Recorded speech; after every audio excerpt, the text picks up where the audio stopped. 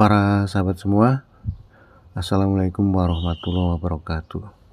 Jadi ini adalah pupuk dari bonggol pisang yang kemarin sudah kita cek pH-nya, ternyata itu pH-nya sangat tinggi ya.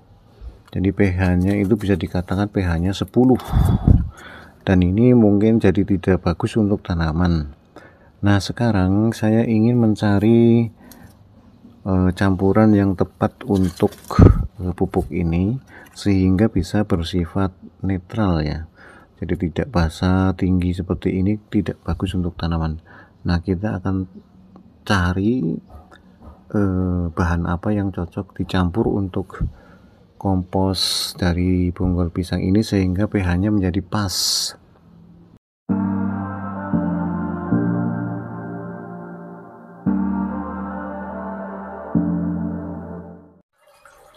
Nah, yang pertama adalah air kolam ini. Endapannya akan saya sedot ya, akan disedot kemudian ditampung di dalam di dalam bak ini, dan kita ukur pH-nya berapa.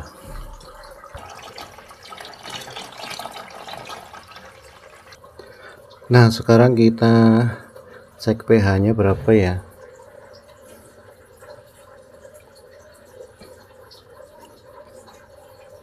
Nah, ini kelihatannya agak asam ya, agak asam, tapi kita coba nanti cek pH-nya. Jadi ini kira-kira dicelup ya, agak lama ya, jangan langsung diangkat karena perubahan warnanya belum terjadi sempurna. Nah, kita lihat pH-nya, bandingkan dengan pH paper ya. Jadi kalau dibandingkan ini pH-nya masih 6 ya, masih 6. Jadi masih kurang asam kalau dibandingkan dengan pH itu ya, ini 6. Jadi mungkin kalau dicampur hanya bisa mencapai 9 ya. Kalau disiram-siram hanya akan mencapai 9. Jadi kurang rendah pH-nya untuk air kolam. Nah, kita coba yang lain. Nah, kalau yang ini rendaman tai puyuh, dan tapi dicampur dengan ini, ada campur tepung pisangnya nih ya. Nah, kita aduk dulu. Ini karena menguap udah lama sehingga airnya mengendap. Airnya menguap, airnya itu menguap. Yang tadinya segini, ini tinggal segitu, ini banyak yang menguap. Nah, kita cek berapa pH-nya. Nah, kita celup dulu ya.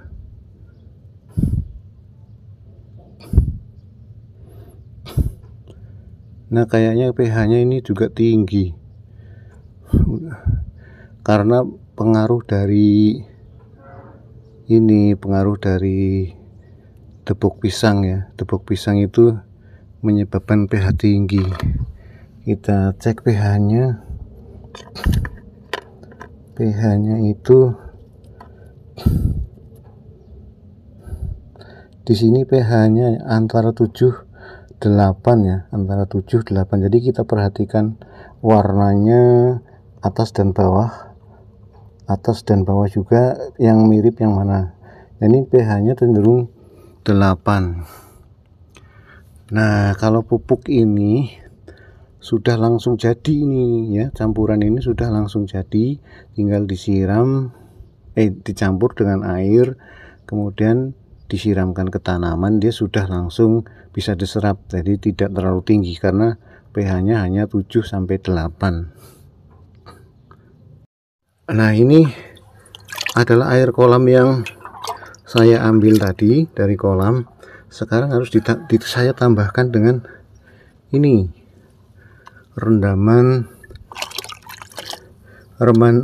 kotoran puyuh ya, dicampur dengan air kolam sehingga pH-nya itu kira-kira akan turun ya, dari 8 ya, 8 kan tambah 6 jadinya harusnya 7. Kita sekarang cek pH-nya. Nah sekarang kita masukin dulu ya.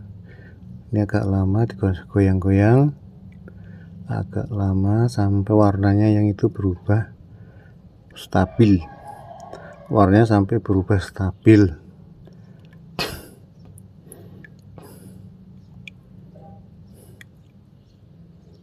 Nah ini kelihatannya perubahannya adalah menjadi 7 ini ya, pH nya ini kelihatannya menjadi 7 karena warnanya semakin muda.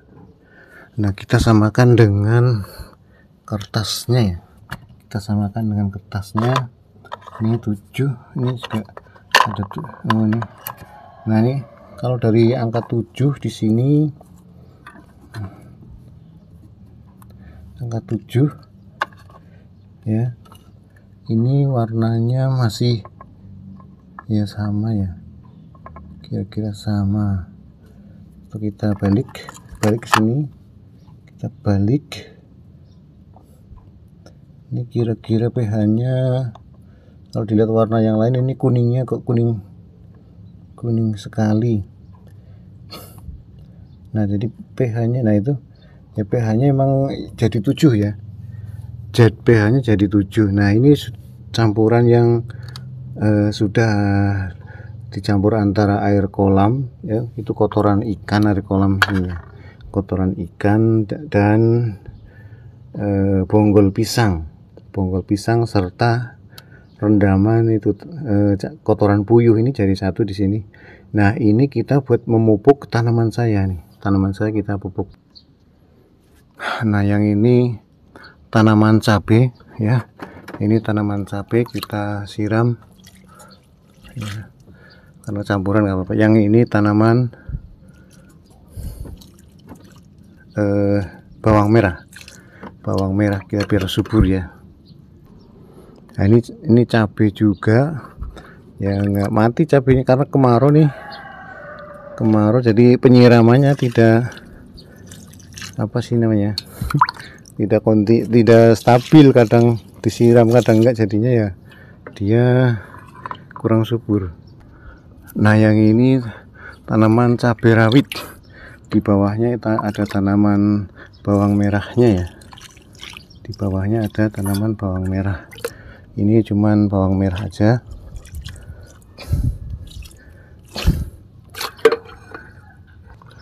Nah yang di sini ini cuman bawang merah aja ya, bawang merah. Ini bawang merah ya, itu bawang merah.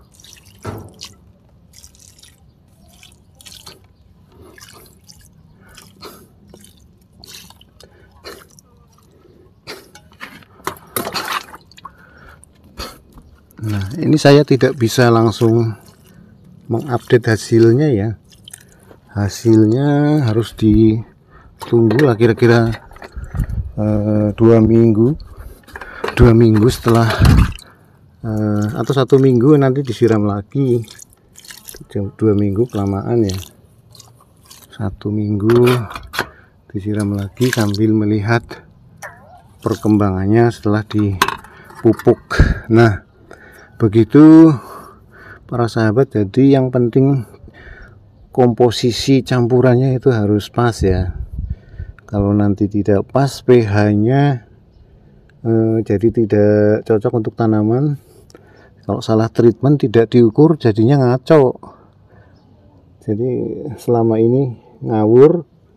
Jadi yang kita pupuk ke tanaman tidak bisa diserap secara maksimal. Nah itu saja mungkin yang bisa saya bagikan untuk saat ini ya, semoga bermanfaat untuk menjadi perbandingan lah. Kalau jadi patokan, jadi nanti ada yang lebih bagus bermasalah. Jadi untuk perbandingan cara pemupukan tanaman. Demikian saja, semoga bermanfaat.